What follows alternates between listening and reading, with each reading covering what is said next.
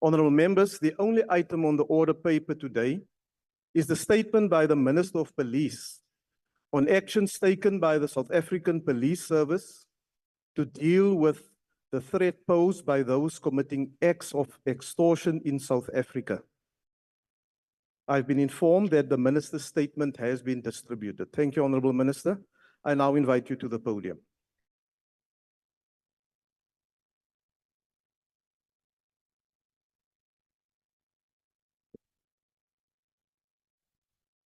Thank you very much, House Chair. We welcome this opportunity to make a statement to the House on threats posed by the current wave of extortions and other related crimes in parts of the country. The 4 provinces, to start with, Gauteng, KwaZulu-Natal, Western Cape and Eastern Cape currently carry 73% of crime levels in South Africa. The rest of the provinces carry the balance.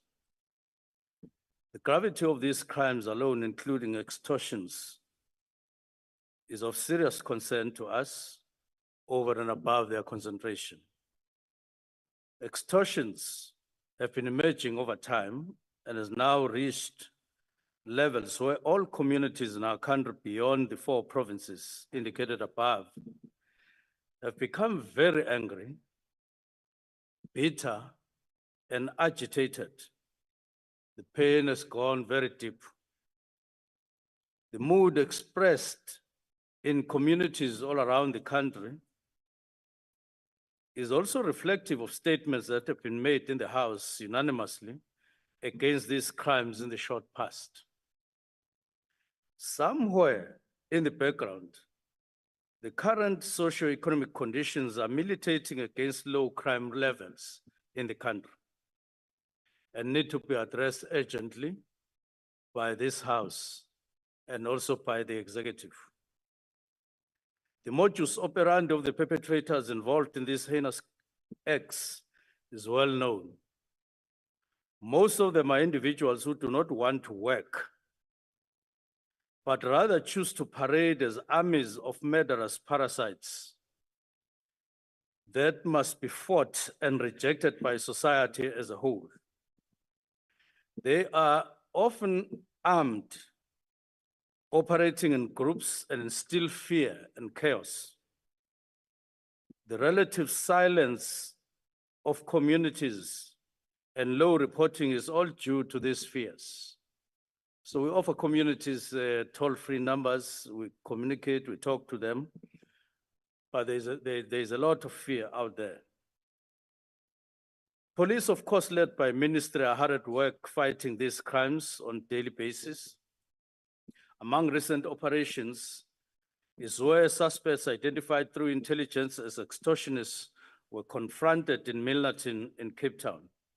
4 suspects were fatally wounded in a shootout with police, while 4 were admitted in hospital with wounds, and 2 ran away and escaped.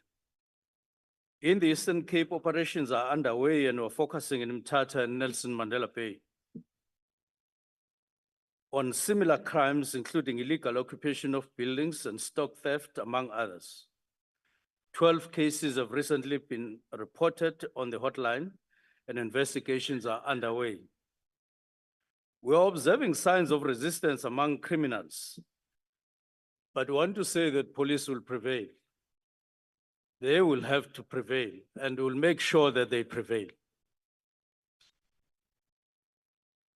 We must also mention that we see shocking incidents of lowest morality where church services, funerals, and other family-related functions get disrupted by these extortionists.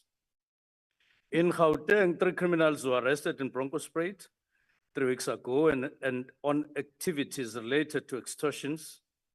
Soweto is also a place that has received our attention in the incidents of extortion. In Mpumalanga, 3 arrests were made recently in cases of extortion and fighting over turf on the same purpose. In Free State, the target of extortionists include pensioners and people who receive RAF. Generally, there's more extortions going on in the communities than meet the eye. This requires more intelligent operations on our side. And we know we have to strengthen intelligence, we have to improve intelligence, we have to find information on our own in terms of profiling these criminals. Because communities, as I say, they do report, but not enough. In the context of above, the whole government approach, we have initiated signing of cooperative agreements with provincial and local governments with operational plans, all seeking to integrate our resources against crime. Currently, the operational plan is being rolled out here in the Western Cape and Cape Town with its new 6 sub-districts that are going to make it much more easier for us to police these areas, jointly with city police, with private companies, with law enforcement and CPFs. The model will be replicated in all metros in the country. The operational plan will include CPFs and private security companies, as I've indicated. The Eastern Cape and Nelson Mandela have agreed on the operational plan, and it is currently being rolled out, and we will be launching it soon. We're meeting Gauteng on Thursday this week on the same program. Next will be KZN on the 19th and the 20th of this month. All these metros coincide with the concentration of crimes in the country. And this alignment will help us fight much more effectively in an aligned way in terms of resources. We're also holding a series of meetings with with sister departments on collaboration against crime as per National Integrated Crime Prevention Strategy. This Friday, we're meeting as JCPS cluster to tighten up our act and to come up with better synergies. Deadline for us to complete national policing policy is the end of October this year. This will, among other things, deal with police stations, just the definition of a police station, just the norms and standards of a police station, urban or rural. We need that so that we define what a police station is. And it will relate to infrastructure and application of such norms, including where police live in their barracks and all of that. We believe traditional leaders and communities have a role to play, and they will be engaged. And finally, legislation reviews are underway. 1 is SAPS Amendment Bill, 2, CIRA, 3, CSPS Act, 4, Critical Infrastructure Amendment Bill, and 5, overhaul of Criminal Procedure Act by Department of Justice and as police who are participating. And this is important. We have our eye, among other things, on things like parole. We think that quite a large number of criminals get paroles unduly and prematurely in a number of cases, while they still should be sitting in jail. We'll be going through this with the portfolio committee, and we hope that we'll go through this financial year so that we improve the way we deal with criminality in our country. Thank you very much. Thank you, Honorable Minister. The next speaker is the Honorable Skosana.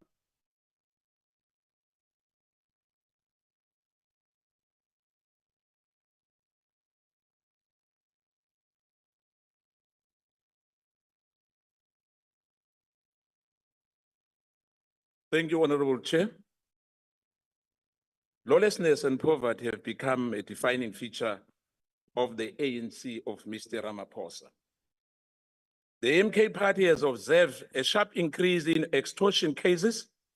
This is a troubling indicator of the country's economic struggle.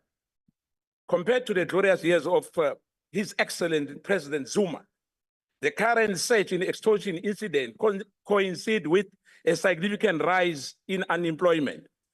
economic downturn and the scarcity of opportunities. It is ironic how the years of his excellent President Zuma were dubbed the wasted years. Quite absurd, and it's madness. The MK party also wants to highlight the ineffective consequence management, which is exacerbated by the weakness in the South African Police Service Act, particularly Section 40, Minister, and the 2016 SAPS disciplinary regulations. The inadequacy perpetuates misconduct and undermines the public interest. Furthermore, the lack of rigorous application of these laws enables some of the ROC SAPS members to engage in extortion and other forms of misconduct with impunity. Citizens are terrified of reporting crimes like extortion because some police are alleged to be involved. En route to complete a fiber installation project in Dr. Kenneth Kakawunda District Municipality, a contractor encountered two individuals claiming to represent the Klerksdorp community. According to the South African Police Service, these matters were reported. These men demanded employment opportunities and protection fee of 50,000, threatening the contractor to vacate the site and return with the payment. This incident highlights the dire consequences of economic hardship and the soaring unemployment rates. The city of Cape Town, under the DA leadership, has 64% case of extortion. Quite interesting. They say where they govern more than any other proposal. This phenomenon is not unexpected given the city history of economic exclusion, where Africans and colored communities have been systematically marginalized from participating in the economy of this country. The stark reality is that business is predominantly owned and operated by white individuals, while employment opportunities are often afforded to foreign nationals, leaving local residents to face limited job prospects, particularly in the sector like hospitality and domestic work. These days, the term construction mafia has been prevalent in the media, as you said, Minister, here. But discussing extortion and the so-called construction mafia is investigators' scope, including the large establishment like WBHO, Group 5, Murray and Roberts, or if solely focused on small black-owned business fighting a share of the market. Are these industry giants, which have historically dominated the construction sector, also being scrutinized for potential engaging in extorting practice, or is it inquiry limited to small players? The MK manifesto is very clear, which we dub People's Mandate, presents an 8-pillar plan centered on transformation of initiatives such as expropriation land without compensation. The nationalization of SAP and the mines has to happen. The nationalization of SAP and the mines has to happen. Through this mandate, the MK party emphasized that the neglecting these fundamental issues will lead to government to merely treat the symptoms rather than address the underlying cause of societal problems. The MK party unequivocally condemns and does not encourage extortion. We call on the coalition government to eradicate conditions provided fertile ground for this criminality. We are calling the coalition government to do that. We are calling, the studies have shown positive correlation between crime and poverty. Finally, the MK party are calling the IPD to urgently investigate the complicity of some sub-members who are involved in extortion. Lami lama felelo ngizokuthi la eCape Town bengikhamba namapolisa abhadala i-protection fee, Minister. Amapolisa arente bogugu lethu. Kwabhaca uprincipal udutshuliwe esikolweni e-Eastern Cape. Daylight. Uprincipal utitsha omkhulu. Imraro le igcala musinto le ingakhona ulungiseka. Uma amachuguluko lapha kini ningawenza ngendlela efaneleko. Into engizoyitsho kuwena ukuthi umphakathi uyalila Minister. Ningakhuluma abanye bashout amasikhulumako. Mara iqiniso libhlungu angithi. Iqiniso libhlungu liyahlaba. Mara ngifuna ukutsho ukuthi amachuguluko la ekhaya eMzansi ukuthi enzakale kufuneka ukuthi abaholi basidosele ngendlela erehe ngoba nje ngifuna ukuyibeka nje icace nisifaka ngemgodini ngiyanithokoza. Thank you, Honorable Member. The next speaker is the Honorable Cameron.